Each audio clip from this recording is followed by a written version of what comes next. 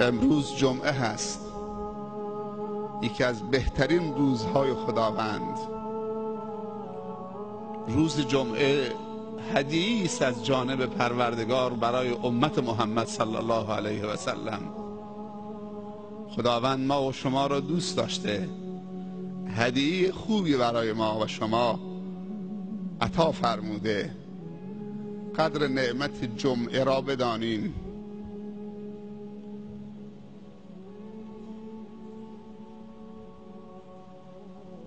روز جمعه تنها برای نماز جمعه خوندن نیست،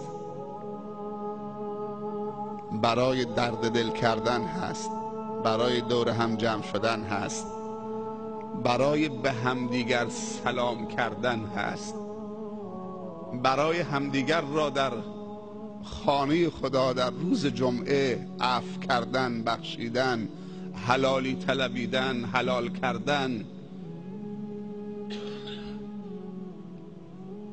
برای صله رحم کردن، برای توبه و استغفار کردن، برای صلوات و درود فرستادن صلی الله علیه و سلم. روز جمعه یعنی این. روز جمعه یعنی روز پیوند، روز به هم پرداختن، به هم نزدیک شدن، نه روز از هم فاصله گرفتن، از هم دور شدن، نه روز گناه و معصیت خدا. روز جمعه روز عید هفته هست.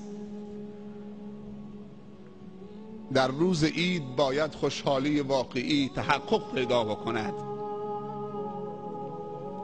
همه از روز عید بهره‌مند بشن، فقیر احساس کمبود نکنه، ضعیف احساس ضعف نکنه، یتیم احساس بیپدری نکنه، برادر مسلمان احساس تنهایی و دوری نکنه. در جامعه اسلامی در روز جمعه و روز عید احساس بیمهری نشود.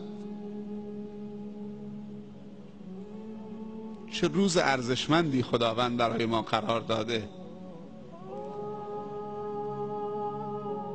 آدمی زاده اگر فرصتها رو غنیمت نشماریم، هم زود پیر میشیم، هم زود مریض میشیم، هم زود ناتوان میشیم، هم زود عاجز میشیم، هم زود میمیریم. اینهایی که گفتم تو این آخر الزمان زود صورت میگیره. هم مردن، هم مریض شدن، هم پیر شدن، هم عاجز شدن. نگاه نکنید چقدر طب پیشرفت کرده. امروز بیماری با پیشرفت طب بیشتر شده. نگاه نکنید امروز چقدر مال و ثروت و معادن خودشو نشون داده. کمبودها بیشتر احساس می شود. نگاه نکنید که وسایل ارتباط جمعی و ارتباطاتی چقدر زیاد شده و سریع شده. قبلا یک چارپایی بود ولی مردم صله رحم بیشتر می کردن. امروز دو تا همسایه دیوار به دیوار وقت ندارن به زیارت همدیگر بروند. گرچه شهرهای با مسافت طولانی با ماشینهای خوب مثل همسایه دیوار به دیوار شده. ما در آخر الزمان قرار داریم. ایمانم در آخر الزمان اگر ایمان ضعیفی هم باشه مثل ایمان من، بازم به درد میخوره.